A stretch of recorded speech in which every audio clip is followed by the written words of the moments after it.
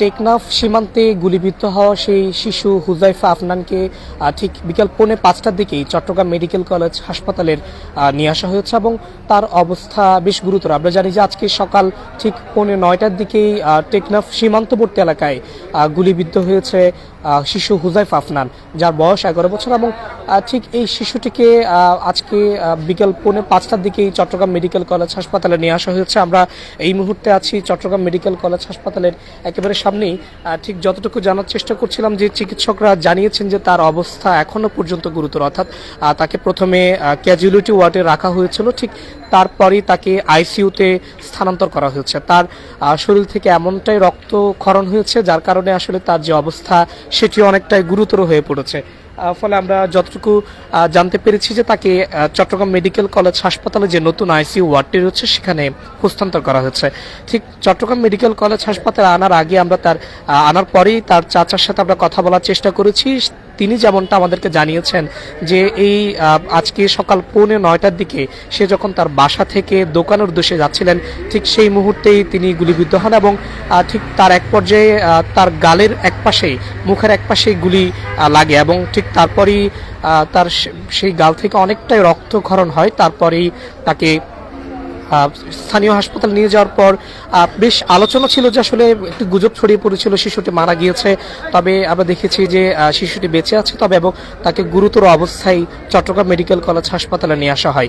ঠিক বিকেল 4:45টার দিকে যখন সে চট্টগ্রাম মেডিকেল কলেজ হাসপাতালে আসে তাকে প্রথমে ক্যাজুয়ালিটি ওয়ার্ডে ভর্তি করা হয়, ঠিক তারপরেই তাকে যে চট্টগ্রাম মেডিকেল কলেজ হাসপাতালে যে আইসিইউ ওয়ার্ডটি রয়েছে সেখানে স্থানান্তর করা হয়।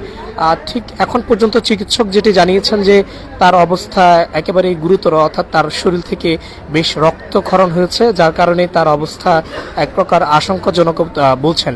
শিশুটির চাচা যিনি রয়েছেন তার সাথে আমরা কথা বলার চেষ্টা করেছি। তিনি যেটি জানিয়েছেন যে ঠিক গেল 3 দিন ধরেই সীমান্তবর্তী এলাকা টেকনাফের যে অবস্থা, মিয়ানমারের যে রাখাইন রাজ্যে যে সংঘর্ষ হচ্ছে সেটির কারণে বিভিন্ন গোলাবারুদ থেকে শুরু করে বেশ কিছু মর্টার শেল এবং গুলি প্রতিনিয়ত সেই সীমান্তবর্তী এলাকার যে সকল ঘরবাড়িগুলো রয়েছে সেখানে কিন্তু এসে পড়ছে। ফলে সেই এলাকায় এক প্রকার আতঙ্ক কিন্তু বিরাজ করছে এবং আমরা দেখেছি যে সেই এলাকার মধ্যে যে সকল আশেপাশের ঘরবাড়িগুলো রয়েছে তারা দিনের পর দিন তাদের যে রাত সেটি আসলে অনিশ্চয়তায় ভুগছে, ফলে তারা এক প্রকার আতঙ্কে কিন্তু রয়েছে।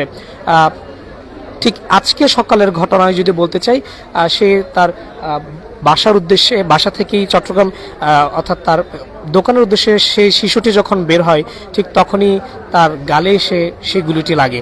পরবর্তীতে সবাই ধরে নিয়েছিল যে শিশুটি বেঁচে নেই, ফলে সেই এলাকার মধ্যে অবস্থান কর্মসূচি কিংবা প্রতিবাদও জানিয়েছিলেন সেখানকার স্থানীয়রা। তবে পরবর্তীতে যতটুকু জানতে পারা যায় যে সেই শিশুটির বেঁচে আছে এবং সেই শিশুটির অবস্থা বেশ আশঙ্কাজনক এবং ঠিক তারপরই তাকে সময় ক্ষেপণ না করে চট্টগ্রাম মেডিকেল কলেজ হাসপাতালে তাকে নিয়ে আসা হয় এবং বর্তমানে সেই শিশুটি আইসিইউতে আছে।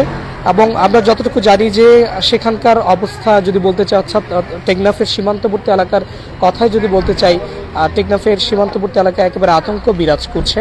সেখানকার যে সকল স্থানীয়রা রয়েছেন তারা যতটুকু জানিয়েছেন যে কয়েকদিন ধরে অর্থাৎ গত 3 দিন ধরেই সেই এলাকার মধ্যে একেবারেই আতঙ্ক বিরাজ করছে। যারা আশেপাশের ঘরবাড়ি অর্থাৎ সীমান্তবর্তী এলাকার আশেপাশে যারা অবস্থান করছে তাদের বিভিন্ন ঘরবাড়ির উপরে বিভিন্ন গুলি এসে পড়ছে, যার কারণেই তারা দিনের পর দিন রাত যেগুলো আছে সেগুলো অনিশ্চয়তায় তারা কাটাচ্ছেন।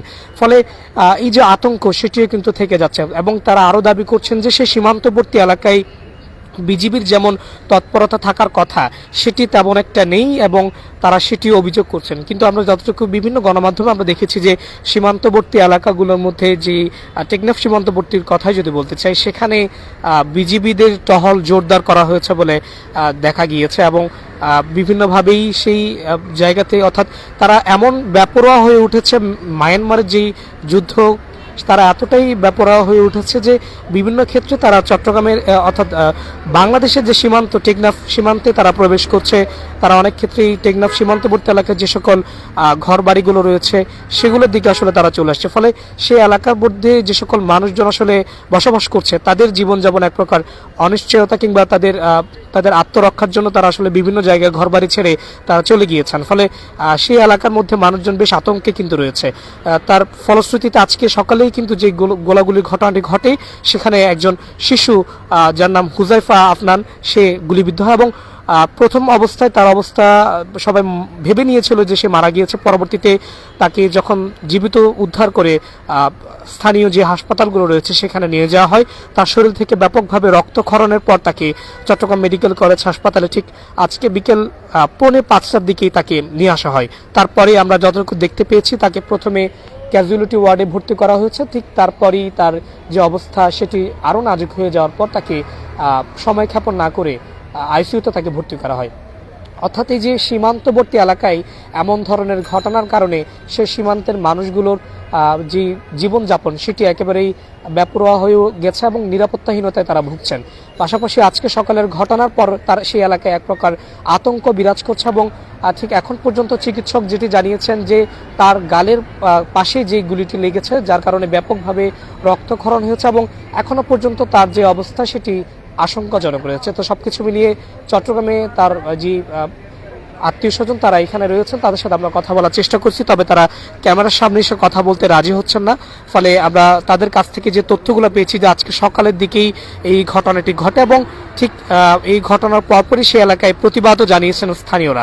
সবকিছু মিলিয়ে চট্টগ্রামে এখন পর্যন্ত তার যে অবস্থা সেটি আশঙ্কাজনক বলে আমরা জানতে পেরেছি। তো এই ছিল আমার কাছে চট্টগ্রাম মেডিকেল কলেজ হাসপাতাল থেকে আজকে সকালে টেকনাফ সীমান্তে যে গুলিবিদ্ধ হওয়ার ঘটনাটি ঘটেছে সেটি নিয়ে সবশেষ। যুক্ত ছিলাম সাজ্জাদ হুসাইন।